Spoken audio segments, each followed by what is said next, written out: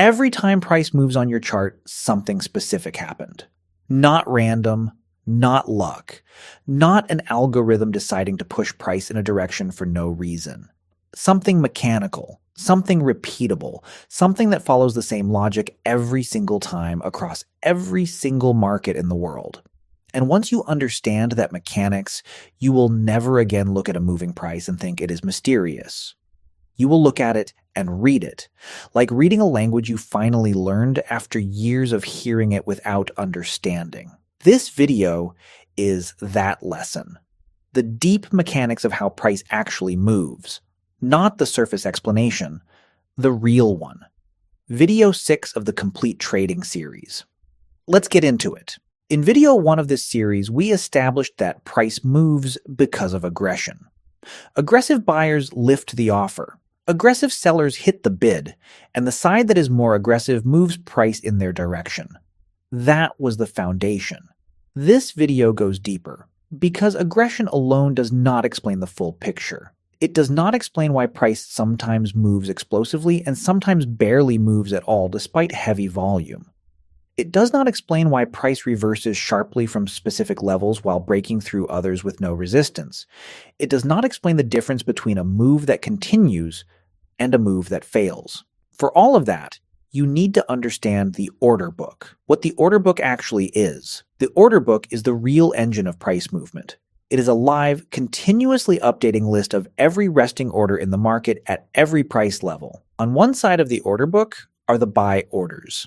Resting limit orders placed by participants who want to buy at specific prices below the current market price. On the other side are the sell orders. Resting limit orders placed by participants who want to sell at specific prices above the current market price. The current market price sits between these two sides. It is the price at which the most recent transaction occurred, and the next price will be determined by which order is hit next. Here is how a single price movement happens at the mechanical level. Imagine Bitcoin is trading at $50,000. There is a resting sell order at $50,010. A buyer decides they want to buy right now. They place a market order. Their market order immediately matches with the cheapest available sell order, which is the one at $50,010. The transaction happens. Bitcoin trades at $50,010. The price has moved up by $10. Not because sentiment changed, not because news broke, because one buyer placed a market order that consumed the resting sell order at that price. That is how every single price movement begins. One participant deciding to act aggressively and consuming a resting order on the opposite side. Now scale that up. If there are 1,000 resting sell orders at $50,010, one market buy order will consume one of them. Price stays at $50,010. Another market buy order comes in, consumes another. Price is still at $50,010. The buy orders are hitting the level, but not moving through it because there are too many sell orders resting there absorbing each hit. This is what absorption looks like at the mechanical level. A price level with enormous resting orders acts like a wall. Buyers can hit it repeatedly, but price cannot move through it until the wall has been consumed. Now imagine those 1,000 resting sell orders at $50,010 are suddenly gone, withdrawn by the participant who placed them, or consumed by a massive institutional buy order. Now the next available sell order is at $50,100. The next market buy order has nothing to match against until it reaches that level. Price jumps $90 in a single transaction. That jump is a fair value gap. The price skipped through levels where there were no resting orders. There was nothing to buy from between the two levels. This is why fair value gaps form. Not randomly, because order book liquidity disappeared at those levels, allowing price to jump through them without resistance. The bid-ask spread. The most fundamental price mechanic. Every price you see on your chart has two sides, the bid and the ask. The bid is the highest price a buyer is currently willing to pay.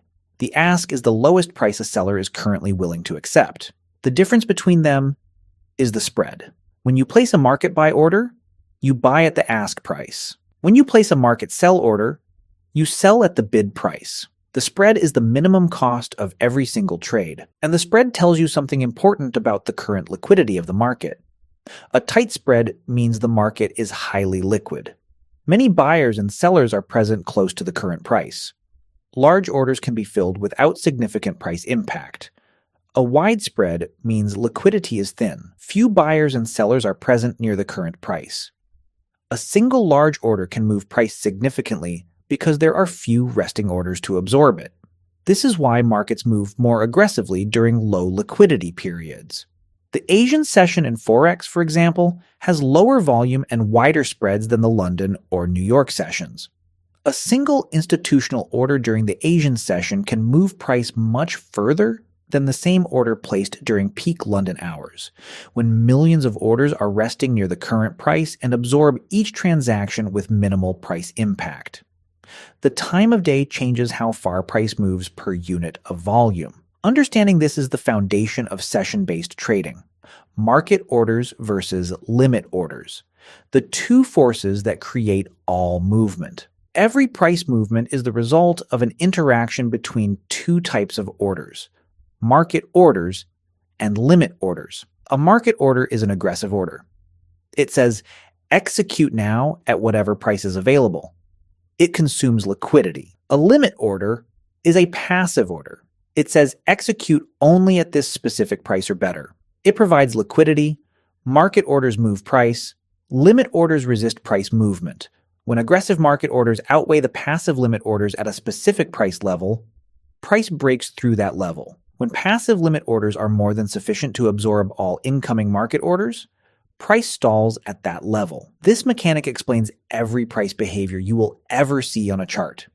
Strong trend moves happen when market orders are pouring into the market in one direction, overwhelming the limit orders on the other side.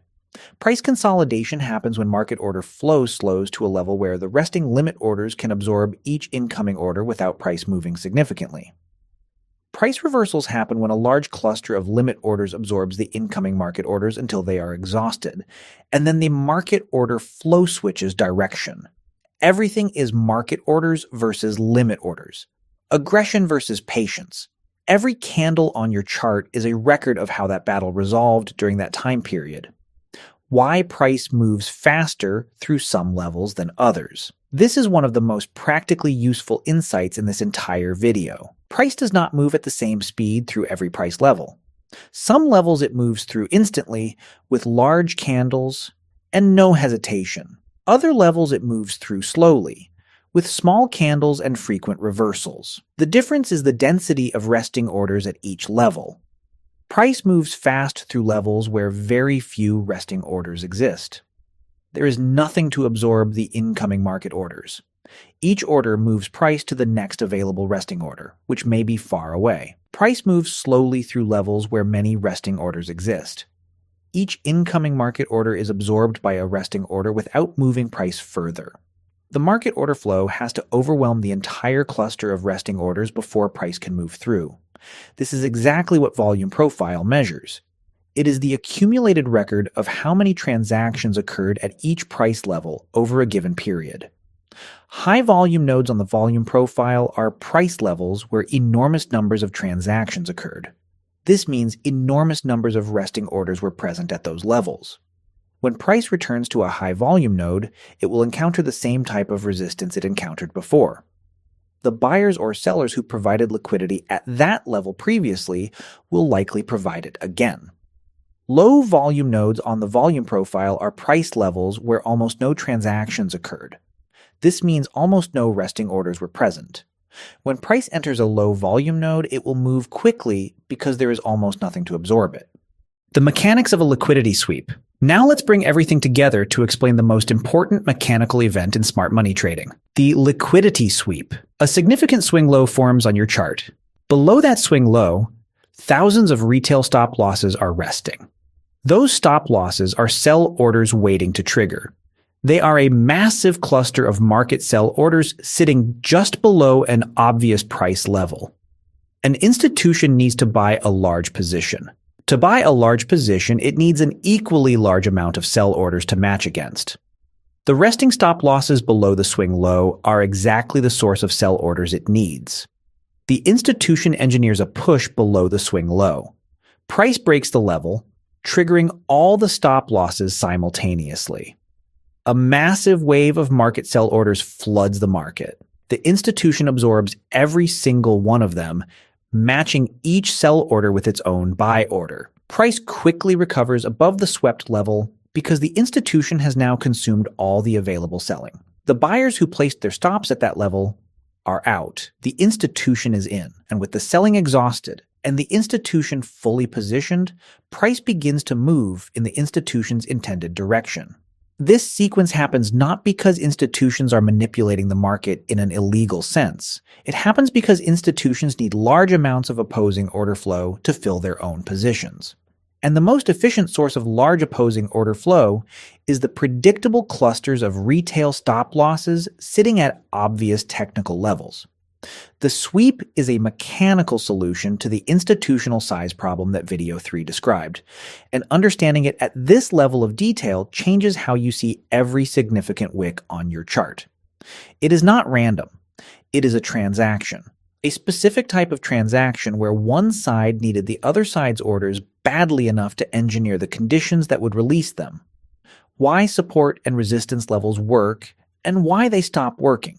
Every significant support level is simply a price level where a large number of resting buy orders exist, either placed directly as limit buy orders by participants who want to buy at that price, or indirectly as stop losses from short sellers who will be forced to buy to cover if price rises to that level.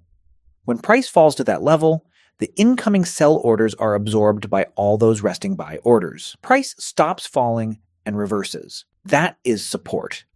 Simple, mechanical, but support levels stop working when those resting buy orders get consumed. Each time price visits a support level, some of the resting buy orders at that level are matched with incoming sell orders and consumed. After 2 or 3 visits, the cluster of resting orders is significantly smaller than it was after the first visit. After enough visits, there are almost no resting orders left at that level. The next time price reaches it, the incoming sell orders find almost no matching buy orders. Price falls straight through. The support level has been consumed. This is why old support levels that have been tested many times eventually break. Not because the technical analysis failed, because the mechanical reality of repeated